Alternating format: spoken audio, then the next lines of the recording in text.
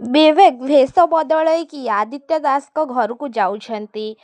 ଆଉ ସେଠି ଯାହା ବି ସବୁ ହଉଛି ଗାୟତ୍ରୀ ଦେବୀକି ସେ ଭିଡ଼ିଓ କଲ୍ କରିକି ଦେଖାଉଛନ୍ତି। ସେଇ ଟାଇମ୍ରେ ଆଦି ଆଉ ନାତାଶା ସେଠିକି ଆସୁଛନ୍ତି ଆଉ ସମସ୍ତଙ୍କୁ କହୁଛନ୍ତି ଗୁଡ୍ ଇଭିନିଂ ଏଭ୍ରିୱାନ୍।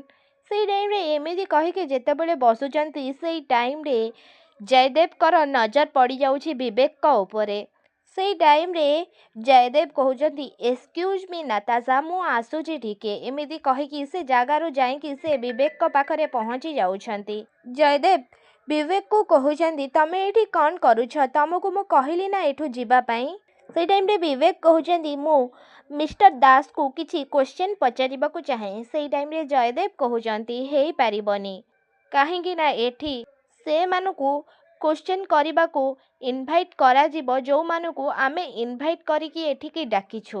ବୁଝିପାଇଲେ ଆପଣ? ସେଇ ଟାଇମ୍ରେ ବିବେକ କହୁଛନ୍ତି ଜୟଦେବକୁ ଦେଖନ୍ତୁ ଏ ଇଣ୍ଡିଆରେ ଯାହାକୁ କହିବ ସେଇଠି ଇଣ୍ଟରଭ୍ୟୁ ନିଆ ହେଇପାରିବ। ସେଇ ଟାଇମ୍ରେ ଜୟଦେବ କହୁଛନ୍ତି Yes this is a private party, କୌଣସି ପବ୍ଲିକ୍ ଏକାଡେମୀ ନୁହେଁ।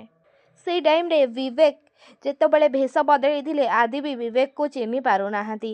ବିବେକ ଆଦିକୁ କହୁଛନ୍ତି ମିଷ୍ଟର ଦାସ, ମୁଁ ଆପଣଙ୍କୁ ଗୋଟେ କ୍ୱେଶ୍ଚନ୍ ପଚାରିପାରିବି? ସେଇ ଟାଇମ୍ରେ ଆଦି କହୁଛନ୍ତି ୟେସ୍ ପଚାରନ୍ତୁ।